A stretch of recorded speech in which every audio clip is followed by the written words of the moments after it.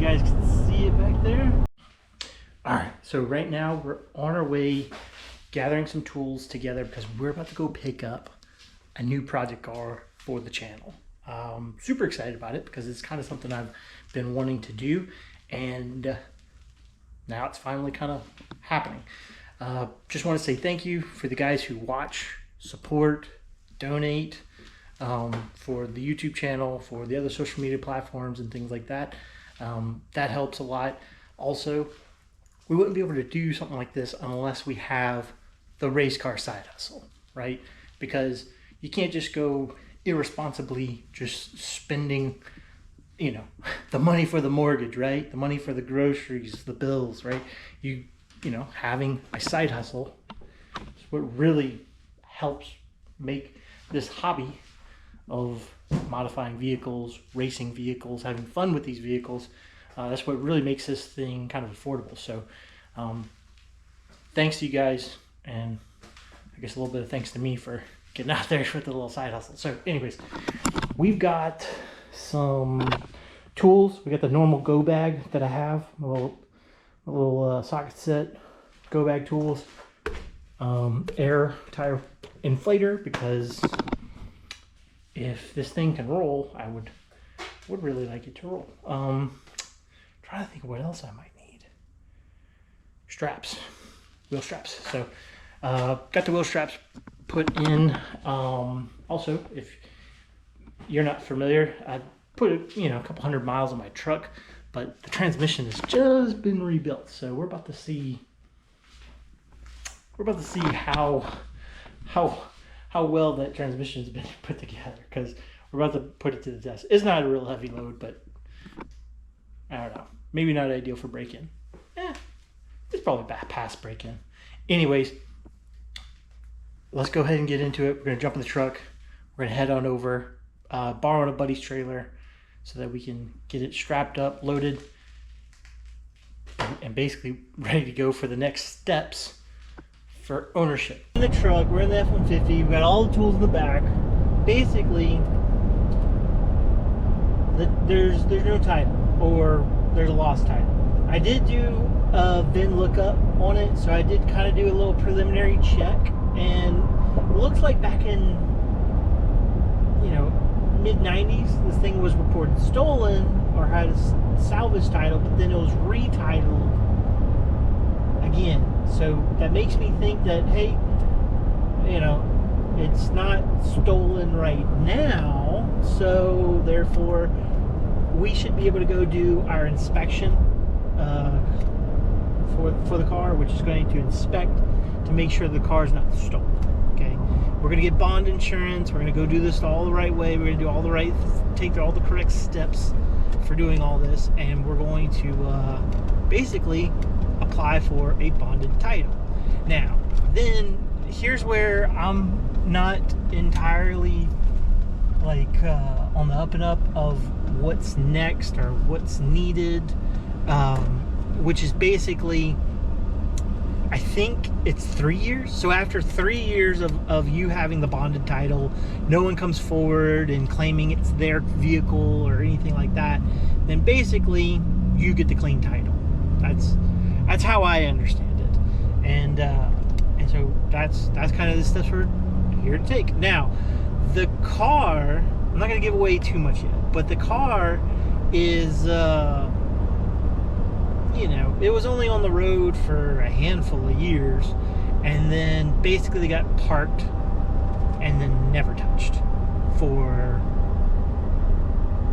about 30 years. Wild. So we're about to touch it.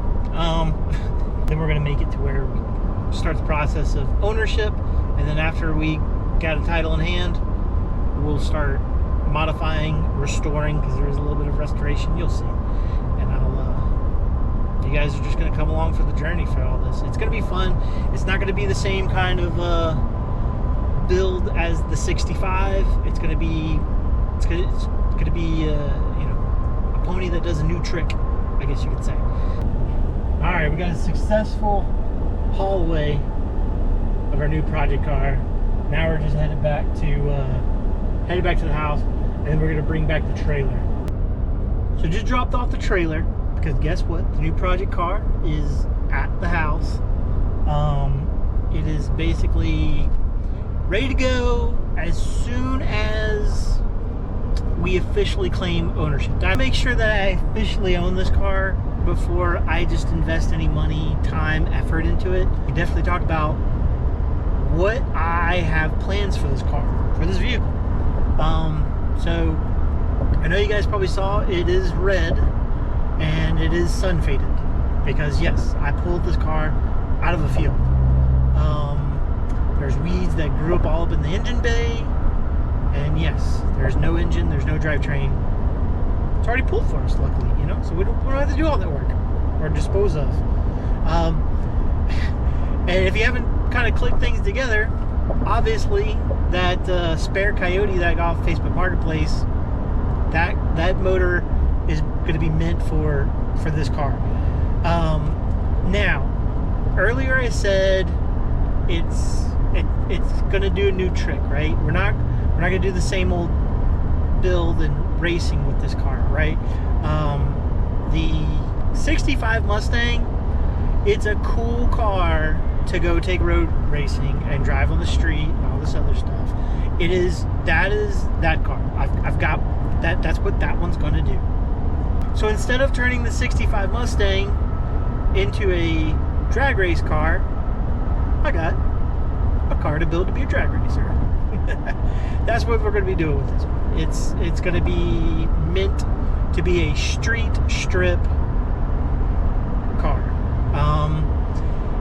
Maybe I might take it out on the road course just for gets and shiggles to try it out.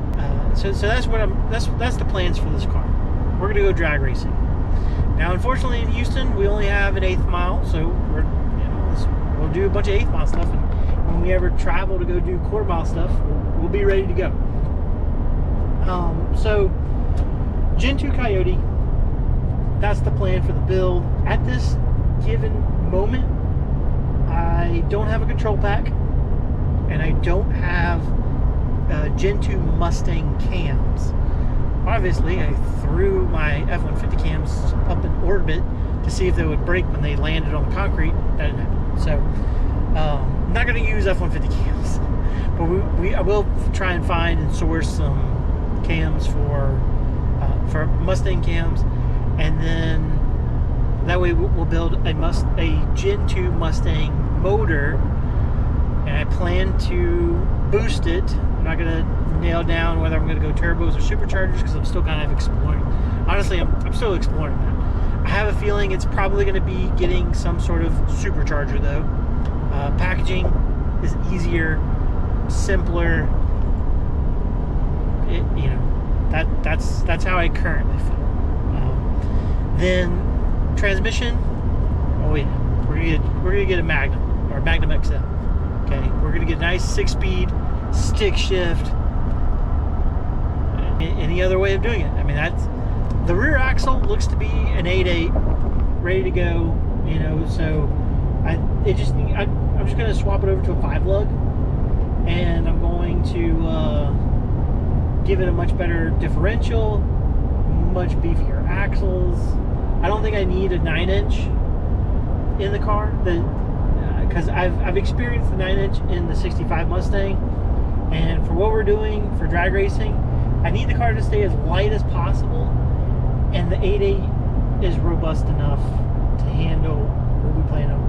I'm thinking like 10, 12 PSI of boost is going to go to this car, so we're not going to set the world on fire. We're not going to be snapping axles or anything, you know. So the 8.8 will be fine.